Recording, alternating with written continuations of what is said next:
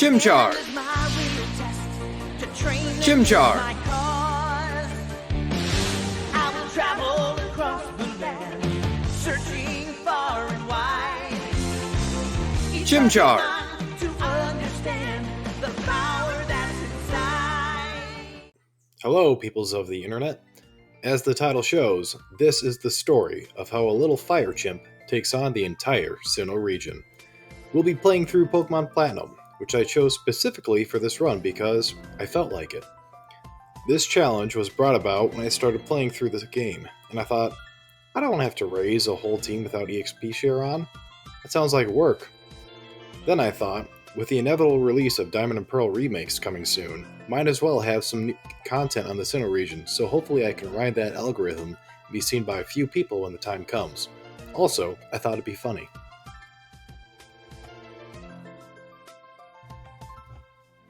So, let's compare our starters real quick and show why our decision was made on Chimchar. He's got a moveset and he's really popular. That's it. Personally, I like water types, but who gives a... So, we begin our game by being approached by an old man. We tell him off, and then immediately get assaulted by our neighbor/rival/capitalist, Barry.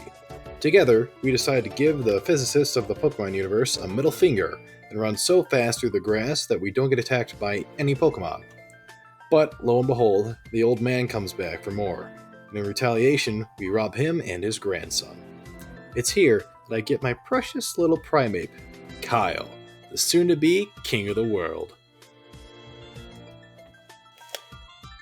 Upon entering our first city, the grandson, Lucas, tries to steal my Pokemon, and for some reason, he tries to go get the police.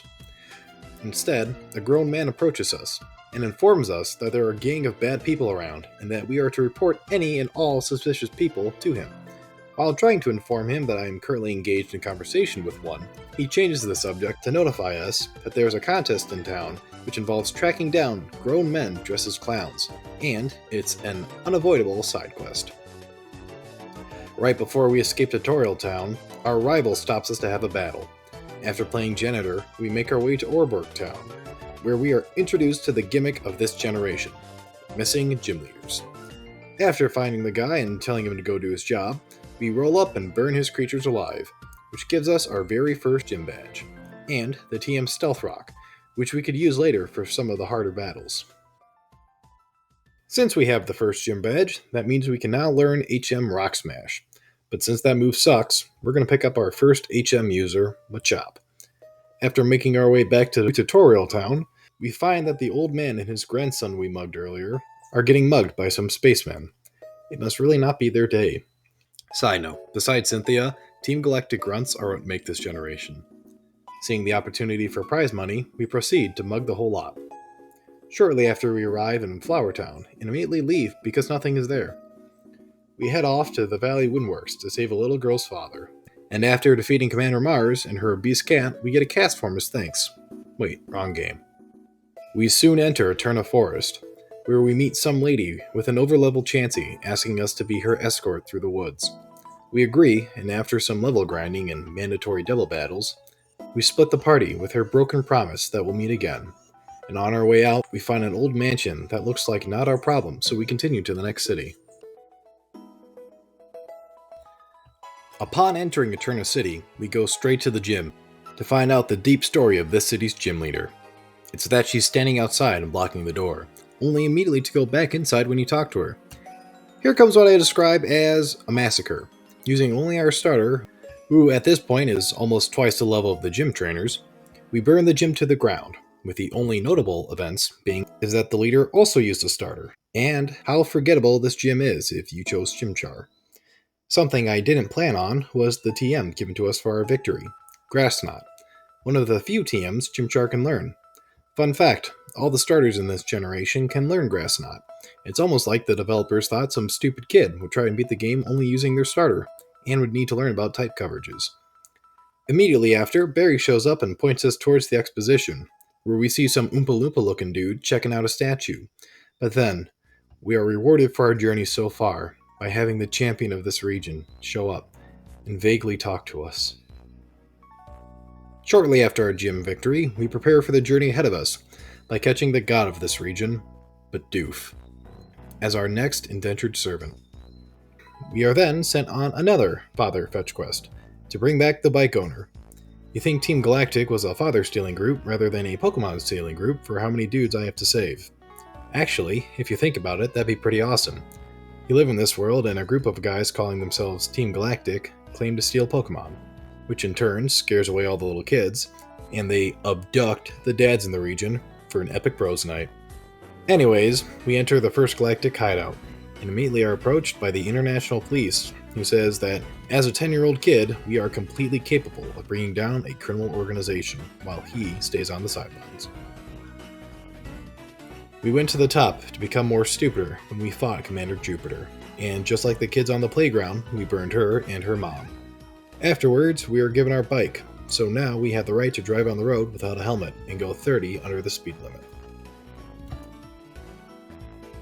On our way to the next city, right before Exposition Mountain, we were feeling a bit tired from taking on all the trainers on the way, and this cheeky little hiker thought it would be funny to have his Geodude commit die and killed us in the process.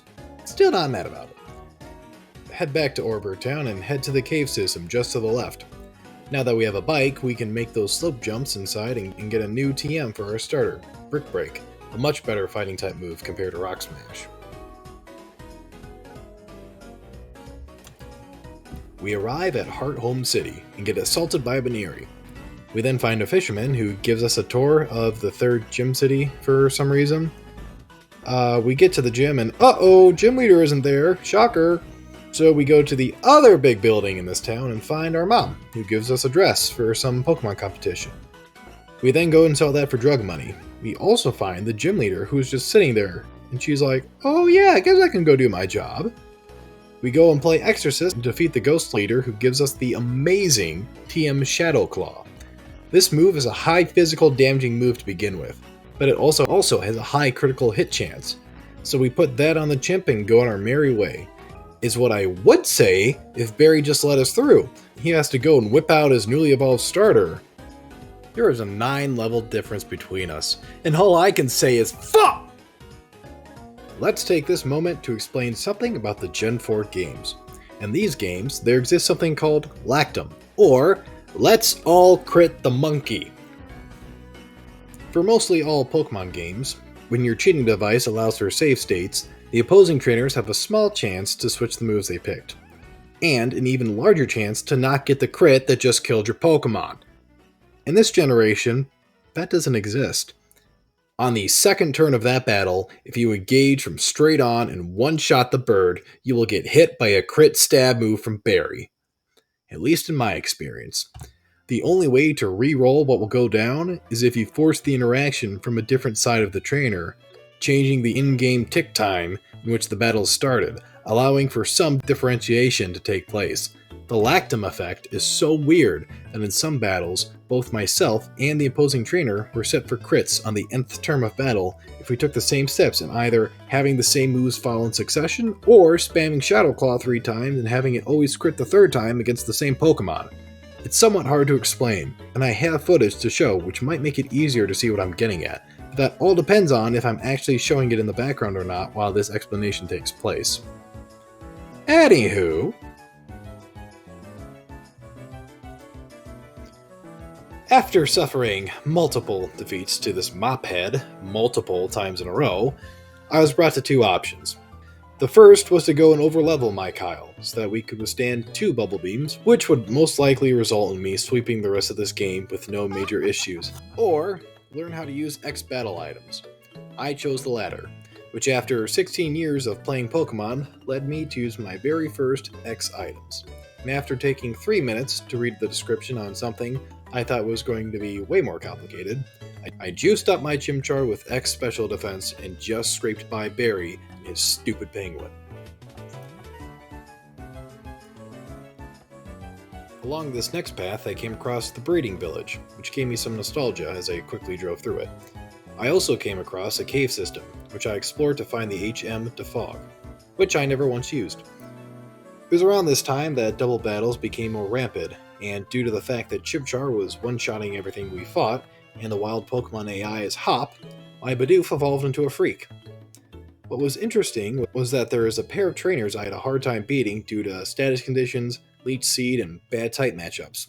I had to beat them one-on-one rather than a team fight in order to pass through. I did this in order to avoid using battle items or overleveling, which was one of the odd terrain towns for this region. And then I had come across a brush of death. One of the hardest challenges I'd ever have to overcome this entire playthrough.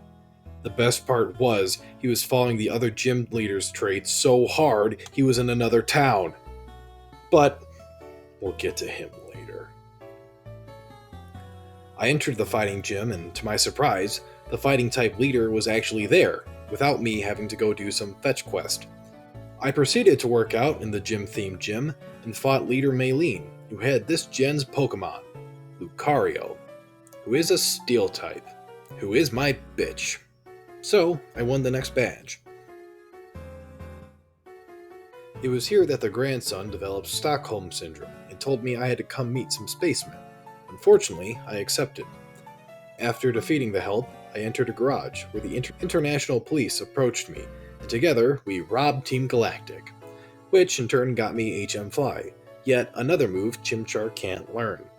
I left and came across Valor Lakefront, another bad town layout, and left immediately because this town is just as valuable as Flower Power Town. I then went on to the next mini route, which I have to say is the worst design route in all of the Pokemon games, which leads to one of the most oddly placed towns in all of the Pokemon games. But, knowing what awaits me there in that town, I guess it evens out. Anyways, on the way to said town, I came across some dude who gave my Pokemon a ribbon because Kyle liked me for never evolving him and giving him drugs. It was at this point I considered teaching him Return instead of Facade, but I held off believing that Facade might be more valuable later on. And I didn't do the math, but the thing with Facade is the powers doubled when I'm under a status condition, and I wanted to use that gimmick more than the Power of Friendship gimmick. We entered Pastoria City, which is home to the gym leader known by all Infernape trainers of the Sinnoh region. But Pastoria City isn't just Crash or Wake. Before we can even challenge him, we have one of the hardest rival fights beforehand. The reason Barry is so difficult this time around is because the following battles he has Empoleon, who has a steel typing. You see, in Sinnoh, the final starter evolutions all have a typing which allows the originally weaker typing to do normal damage to them. But they also have their second typing be super effective to your second typing, something that ticked me off when I first played this game, when my Empoleon was one-shot by some kid's Infernape. Anyways, some pills popped later, we come to the main attraction, Crasher Wake. Not only does he come packing with water-type Pokemon, but his gym has the most trainers in it, as well as the longest puzzle to solve. Not that it's difficult, but that it physically takes the most time to get to him. It's with Crasher Wake I had the most problem in my run, and I know this because he is the only gym leader in this region whose name I know without having to look up. Anyways, the Crasher comes with a mean, hard-hitting water-type team, a Gyarados with Intimidate to lower your attack and huge stats, a Quagsire who only has one weakness and comes with Yawn. After dozens of battles that were reset due to Lactum, came his ace in the hole, Floatzel, a pretty good water type who is fast and will kill a Chimchar 13 levels above it even if it makes it to Floatzel at full health. I knew I had to do 2 more minutes of drug research and finally give Chimchar Grass Knot, since I couldn't brute force my way through here. After some lucky rolls and crits, I was able to defeat Crasher Wake, feeling that the worst was finally over. But seriously, a gym leader whose lead is Gyarados? That's crazy.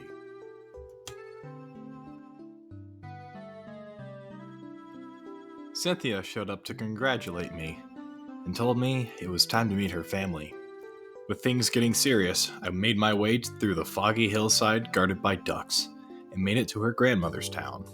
There, I fought a grunt, then talked about some lore with an Oompa Loompa. Granny was so excited I came to visit, she gave me the best HM in the game, Surf. But due to Chimchar's constant drug use, he was unable to overcome seasickness, so I taught it to the beaver. After a long hike back to Tutorial Town, I surfed across the water to a city where Barry decided he wanted to get steamrolled. After telling me to go to an island to train some more, I went to the gym and proceeded to... It was real easy. And I would have forgot about had Barry not be so insistent I go to the island to pick up an HM. After I got there, I met this girl who gave me HM strength. I decided since I was voluntold to go here, might as well explore. Inside, I eventually teamed up with a guy who I thought was a girl and did some double battles with his Lucario. After I was done, he gave me an egg because he didn't want it. When I got back, I shoved strength right up Barry's, and then we met up with the old man and his grandson. We have to do community service in the form of being friends with these people, instead of going to jail. But luckily, Team Galactic was blowing up lakes and I got to leave.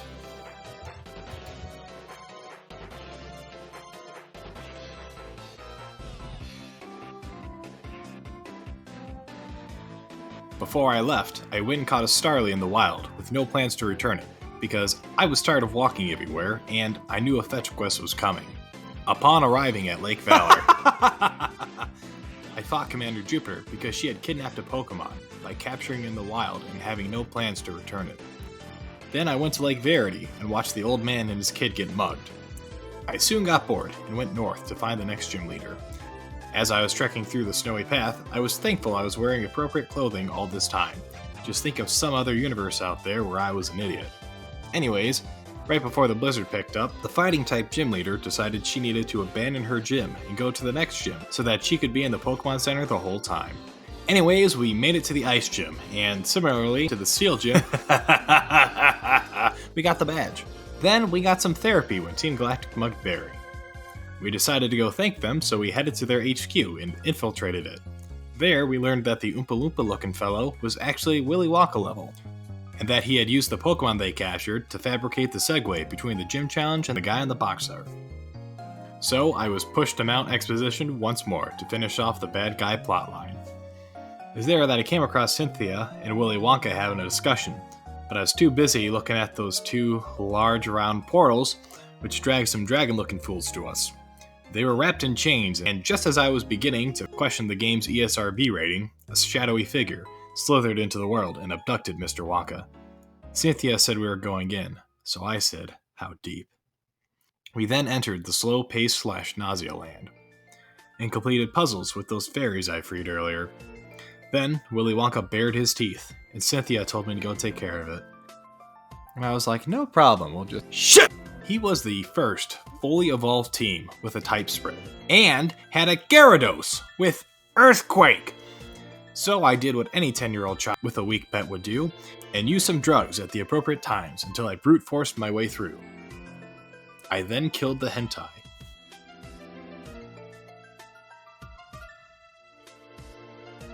It was at this point the game was finally mine to completely explore.